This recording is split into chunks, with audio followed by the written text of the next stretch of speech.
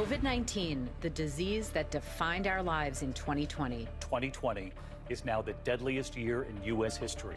The World Health Organization declared COVID-19 a global pandemic, the first pandemic since H1N1 in 2009. It changed our lives almost immediately and all at once. As we come on the air tonight, much of America shutting down.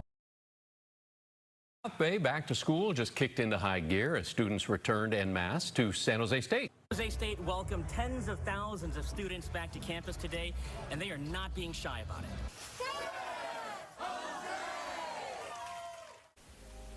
San Jose State University, a dynamic collage of historic and modern buildings, spaces, people, activities, and technologies, persists as a bustling hub amidst the backdrop of downtown San Jose.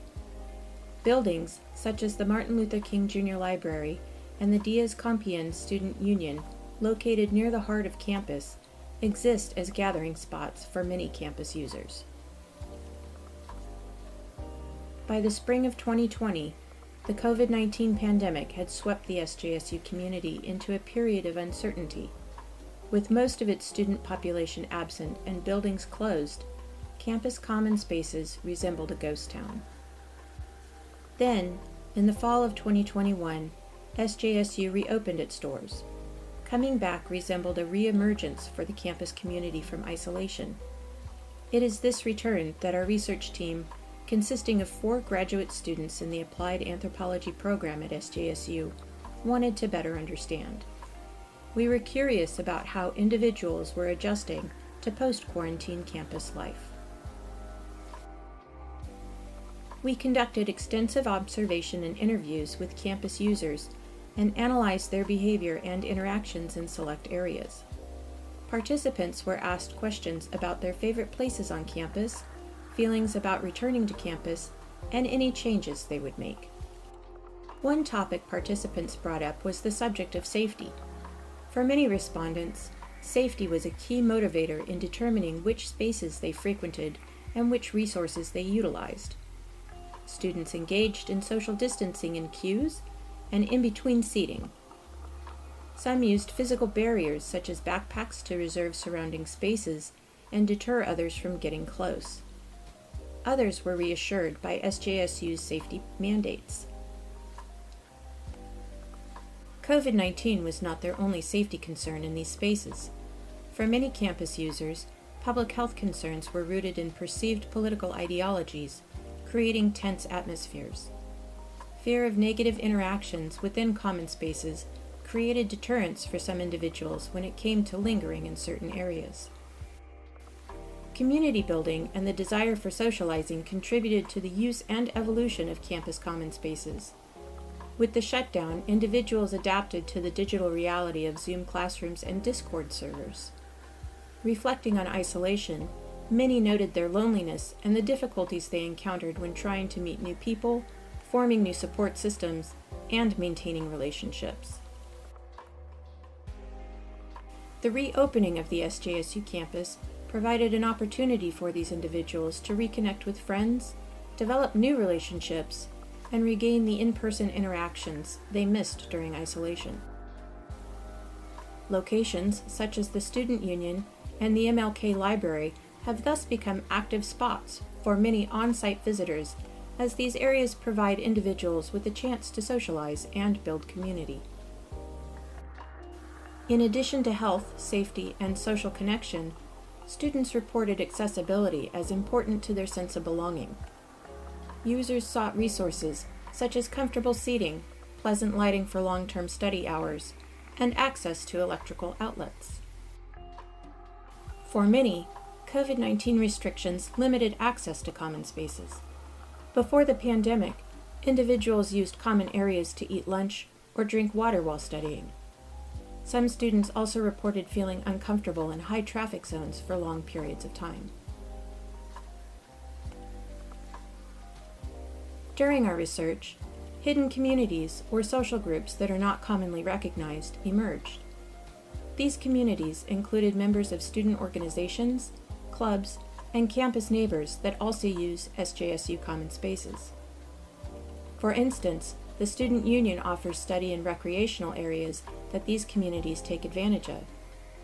In common outdoor areas, one can see club events, picnicking families, individuals experiencing homelessness, and even the resident squirrel population. Multiple interview participants said they felt safest in areas with members of their own social groups that share similar values regarding health and safety. Participants also said some organizations have developed their own administrative controls for contact tracing and provide access to hand sanitizer and masks. These actions help improve their social experience within student organization spaces. From our investigations, we have perceived an impermanence within these common spaces. The ways people use campus spaces are constantly evolving, changing with the flows of time and adjusting to the needs of the now. The demand for flexibility is something not easily overlooked. We see this in the ways students adjust to the physicality of common spaces in a post-quarantine world, regulating their personal distancing, their health behaviors, and how they interact with one another and resources available. With their initial design, architects constructed and implemented a certain set of intentions, including the fostering of a positive learning environment and social setting on campus. They had no way of foretelling the events and life experiences we in 2020 have endured from the COVID-19 pandemic. Furthermore, the intentionality behind their design was directed towards a student demographic. However, these are not the only populations using these spaces. There were a number of students who came to several of the meetings and were invited to and did voice their comments and opinions about, how to shape the building and the spaces. I would say the changes happen on many levels, and some of them are social, some of them are technological, some of them are kind of facilities oriented. So there's a heightened and renewed emphasis on outdoor learning environments.